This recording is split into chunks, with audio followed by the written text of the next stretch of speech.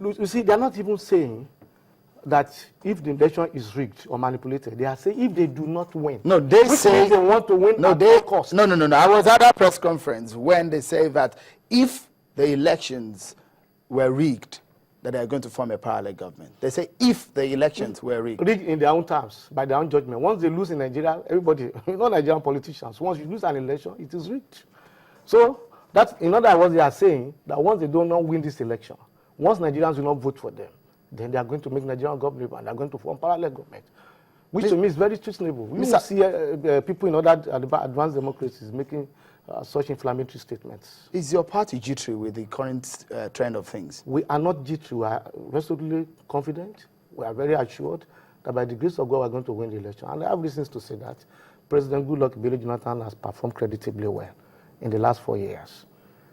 I believe since the beginning of this democratic dispensation, he has done better than any other person. And I will talk about some of the programs. Take, for example, I will start with the Ministry of Works, where I am presently serving as the Minister of State. We met on, or I will say President Jonathan met on ground, 5,000 of good motorable roads. Today we have, to his credit, 25,000 kilometers of good motorable roads. What percentage are you going to place on that? Beyond that, you can see major projects that governments from independent have shied away from. Take the second Niger Bridge. From independent people have mounted it. They have conceived that they have always been saying they want to do a second Niger Bridge. Nobody had the courage to embark on that project. That project is ongoing now. That takes a man of courage to do that. It takes a man of courage. You have the Lagos-Ibadan Expressway. That road was finished in 1976. Since then, there have been no improvement on it. Today, I'm proud to say, I passed through the road a few hours ago, that considerable work is going on there. Not only is the road being expanded, the quality of work there is unparalleled. It's not seen anywhere in Africa. And that road is going to be durable for at least 30 to 40 years. So, and new technology is being used on that road. It takes a very bold president, a man of courage, to embark on such a project. Just before we talk about that is why he's going to win this election. Honorable Minister, just before we go into that, I just wonder, it's because having a credible and fair election is not enough, but having a peaceful election is very important. Because before we go into issues relating to campaign promises and all of that, let me quickly drive home this point, that with what we see today, some of the parties have said that if the party lose in this election, they're going to congratulate the winner. If your candidate loses in the election, do you think you're going to take that same attitude? Of course, President Jonathan, I told you, in many cases we lost elections, in the governorship elections. And the president was always the first person to congratulate the winner, even when the winner is not a member of his own party. So, we believe in democracy. This election actually is between those who believe in genuine democracy and those who are autocrats. And God forbid that the power should come into the hands of those people. They are not Democrats. They have shown it in their own internal affairs of their own party.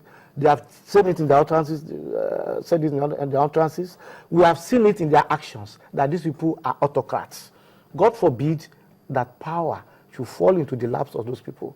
Nigeria will go back to dictatorship. So it's a choice between those who believe in democracy and those who believe in autocracy.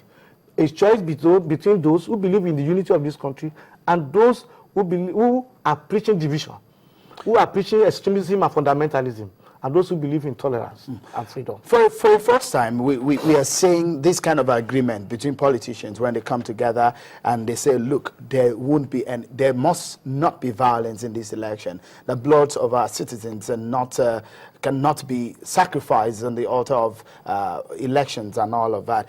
Do you see that as a right step? It's the right step, provided people will act in good faith.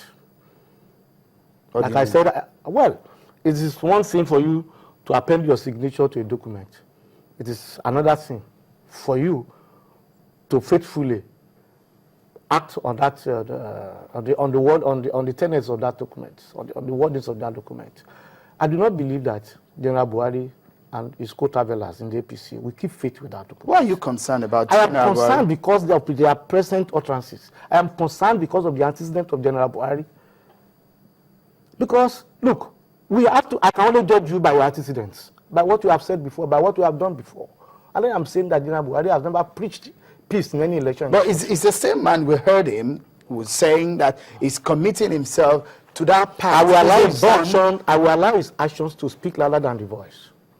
Let us see by action whether he's committed to peace or not. We've seen your candidate and the candidates of other parties go to town, and they're declaring their electioneering promises and all of that. Yes. With what we have seen so far, do you think we're on the right lane to achieving a peaceful election? As for the PDP, of course we are. Everywhere we have been to, we preach peace. The president has been always the first person to say that he wants free and fair elections. No manipulation. He had given INEC free hand, and INEC, Professor Jegan or his colleagues will be the first to testify that nobody has tried in any way to teleguide them, in any form. But we have seen that our opponents not only make very conscious effort to manipulate the elections, and we saw it, the Department of State Security was able to have a center here in Lagos where they were trying to clone a permanent voter. That's an allegation, because that case is already in court. Yes, it's in court, and I'm ready to say that is what the CSS said, and it's in the public domain. The party has challenged that case. Well, let them prove it in court. The court will decide. But that some people were arrested. We saw it on camera, where they were trying to clone these voter registers. Some people don't believe in this democracy. Some people don't believe in fair and fair elections, and they are the first to accuse those who genuinely preach peace, who genuinely preach free and fair elections, of manipulation. Mr. Adeyeye, I am saying it without any fear of contradiction, that the APC do not believe in free and fair elections. That is the truth. Why clone voters' cards? Is it an allegation? It's not verified. Well, that case is in court until the court says otherwise. The court will prove it. But you're a member of, you were a member of NADECO. Yes. And we know the efforts of that group in fighting for democracy in Nigeria. Yes. This is going to be the 5th elections we will conduct since 1999. Yeah. Do you think we're on the right lane to achieving the golden moment of any kind of democracy, or the ideals of democracy? Yes, I believe so. And that is why I'm worried. That is why I am particularly, as a person, very much against General Buhari. Why will you be against him? I am against him because in the days of NADECO, General Buhari was a collaborator with General Sani Abacha. He was the chairman of PTF. And PTF, as of that moment, controlled 40% of the Nigerian budget. So Buhari was never a sympathizer with those of us who were advocating for democracy. Rather, he was on the side of dictatorship. And I am surprised that some of those that were in the trenches together in the days of NADECO are today the people supporting him. So it's a betrayal of the cause for which we labor, for which we struggled. And that is why I'm particularly concerned that a person like General Buhari, who sided with democracy, with dictatorship, at the trying moment of Nigerian history, should be the one to come in to reap where he did not sow. General Buhari has said that he's learning the tenets of democracy, and he agreed that he was a member, he was a military man, which of course you can't take away from his history as a military head of state. But a lot of people too will credit him for some of the things that he did when he was a leader, the head of state.